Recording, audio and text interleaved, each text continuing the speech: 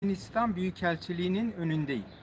Neden? Çünkü e, Türkmen insan hakları aktivistleriyle ilgili çok önemli bir hak ihlali var.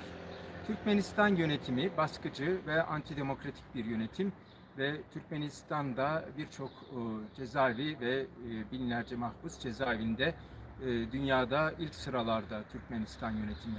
Türkmenistan'daki yönetime karşı hak mücadelesi veren aktivistlerden Aliçer Sahatov ve Abdullah Orusov bugün tam bir yıl oluyor. E, Türkiye'de kaybedildiler. Bu hikayeyi size anlatayım.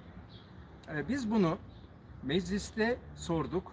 İçişleri Bakanlığı ve Türkmenistan Büyükelçiliğinden herhangi bir cevap alamadık. Türkmenistan Büyükelçiliğini de aradık. O yüzden burada gelip açıklama yapıyorum.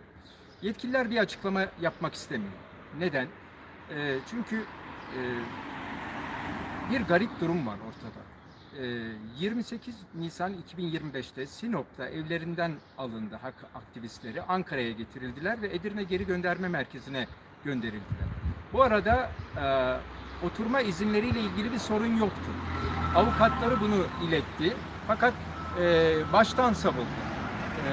Hiçbir bilgi verilmedi ve ardından Anayasa Mahkemesi'ne müracaat ettiler. Anayasa Mahkemesi bir hak ihlali verdi ve Edirne Geri Gönderme Merkezi'nden 24 Temmuz'da bırakıldılar. Fakat bırakıldıktan sonra aileleri onları beklerken onlar bir anda yok oldular, kayboldular. Aileleri geri gönderme merkezi çıkışı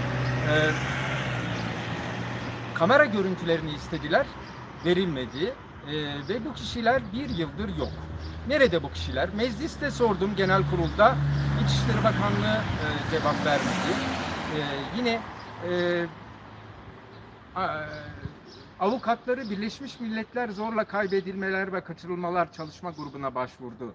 Türkiye oraya tatminkar bir cevap vermedi. Ben de bunun üzerine Ankara'daki Türkmenistan Büyükelçiliği önüne geldim. Türkmenistan'daki antidemokratik, otoriter yönetimi eleştiren bu kişiler Aliçer Sahatov ve Abdullah Orusov neredeler?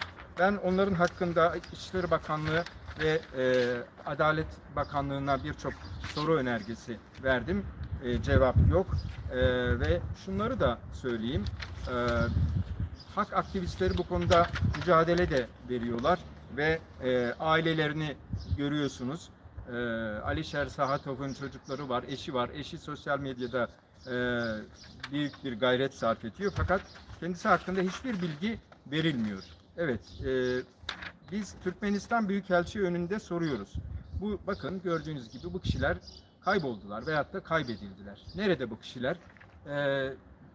Tahminimiz Türkmenistan'a gönderildikleri yönünde. Fakat gönderilmeleri halinde hayati tehlike riski var. Acaba orada işkence altında veyahut da hayatlarını kaybetmiş haldeler mi? Onu da bilmiyoruz. Hiçbir açıklama yapılmıyor.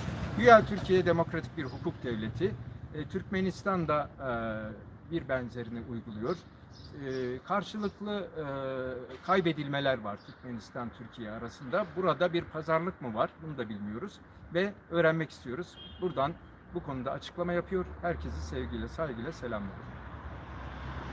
Şimdi